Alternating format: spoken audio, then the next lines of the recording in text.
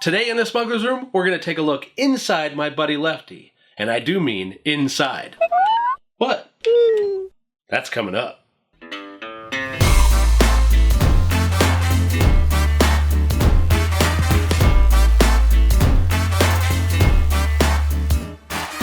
What's up, you awesome geeks? I'm Brian Thompson, and welcome to the Smuggler's Room, the show where each week this chubby geek tries to build something ridiculous, pass on a few tips, and inspire you to build your own wild and crazy projects. This week, we're answering this question. Can you sort how you make Lefty?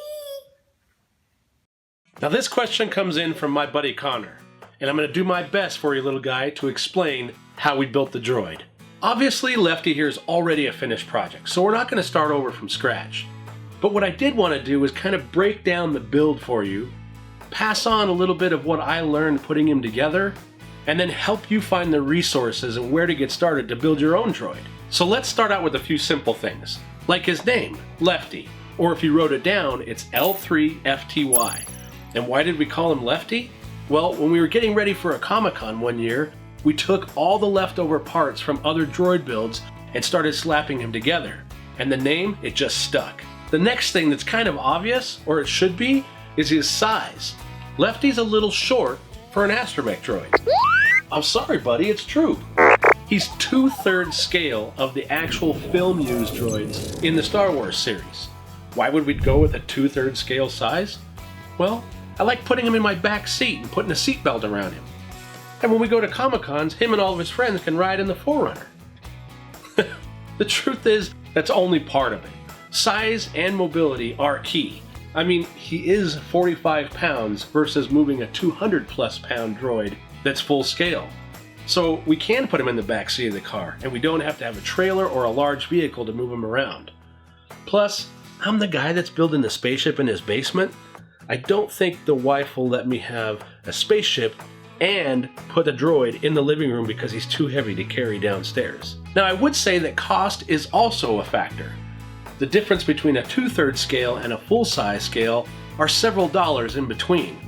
But the reality is, when we started this project, I wanted several droids to sit around the outside of a poker table with trays on their shoulders so that they could hold drinks. I'm sorry, buddy, that was originally why you were built. That really determined the scale we were going to go with. And once we started building him, we just fell in love with the size. Now, size is just one thing about Lefty that's different. I took a lot of liberties when I was putting him together to give him his own unique look based on the things I was interested in. Take, for example, the collar around his neck. Most of the domes fit right up against the base of the body. But I wanted something unique. I wanted to add a different flair. I also have exposed panels on his dome where you can see wiring and a little bit of electronics. Up here you've got some bits and pieces that are sticking out, which, by the way, also holds a GoPro, so you get kind of a droid view when he's cruising through the different conventions. I did things with the body panels where I opened them up and showed parts of the insides, and I've modified different accessories that are on him. He's recognizable. He is an Astromech Droid, but someone who knows them, sees him, recognizes him, and then says, wait a minute, there's something different about him. And that was what drew me to the project, and that's what really gets me excited. So, before we get into the actual build and the parts and pieces it takes to put him together, let's talk about where you get started. I had no idea the amount of research it took before you stepped into a project like this. And I joined the Astromech.net, the R2D2 Builders Club, and you need to do that. You will find the largest group of the most friendly people that are willing to help you along this journey.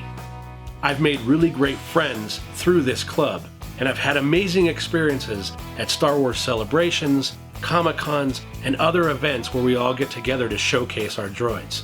On that website and in that group, you're going to find a library of some of the most valuable resources that you can. Everything from plans, electronic schematics, and other reference images that you'll need along the way. Take it from someone who's been down the path along with the rest of his family. It's probably one of the most valuable pieces of information that I can give you if you want to start one of these projects. Okay, so you joined the group, you did your research, now you want to move on to the next step. What do? Well, in my case, I called my dad, because he's the mad scientist behind these 2/3 scale droid builds. Honestly, without him and the work he did, the master craftsmanship that he put into these, I would never have been able to get it to this point. We found that in the group, you could buy a lot of the parts and pieces you needed from other makers, but everything was full scale, which meant that my father had to go ahead and build everything from scratch.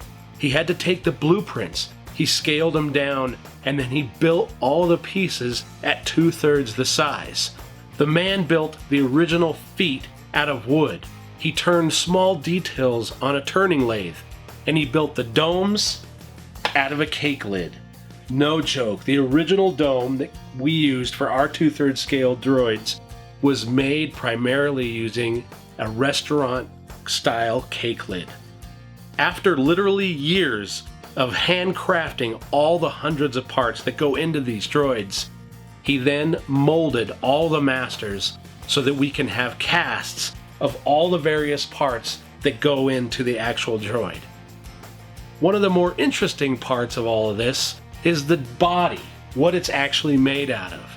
In some cases you see them out of styrene, others you see 3D printed, and furthermore you see them made out of wood. Our 2/3 scale droids are made out of sewer pipe. That's right, you heard me correctly, sewer pipe. And this contraption was built by my father to use a router with a template to carve in all the individual patterns that you see on the body of the droid.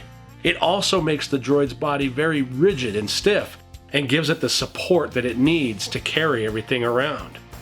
Now, in addition to the resin cast pieces, there's other things that we've had to use to make these droids fully functional. Have you ever thought about going to the junkyard and stripping seat motors out from old abandoned vehicles? Well, my dad has, and that's what he used to put into the feet of these droids to make them mobile. Those things that you use to raise and lower your seats are the same thing that Lefty uses to move forward and backward. Size is something we've always had to deal with almost every part for these little guys.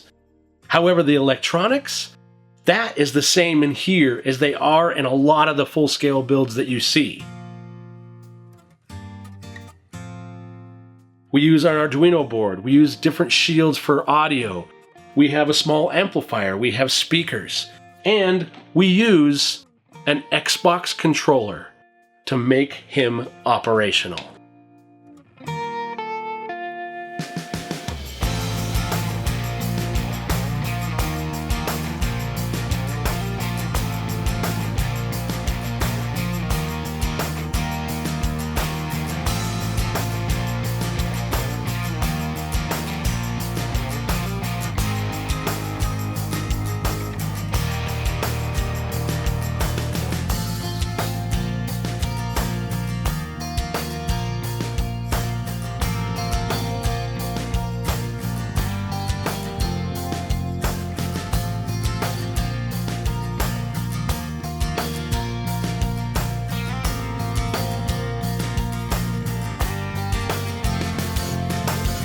Yep, there's a lot to building one of these droids.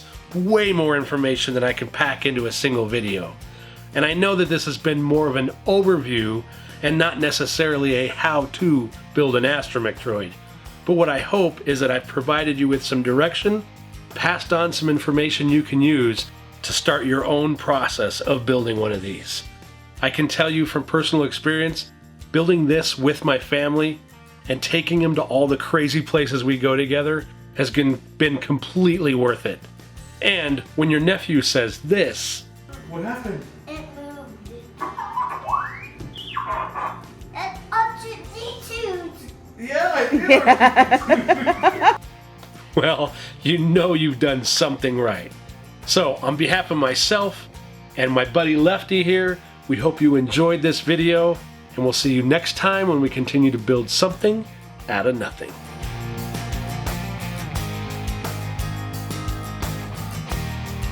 Okay, man, listen, we need you to focus. You know, you gotta smile. You gotta make sure you're in light and focus, and don't be wandering off. Hey, I'm talking about wandering off like that. There's nothing over there. There's nobody here but you and me. Yeah, well, they're here too. Or they will be. Of course they're gonna watch.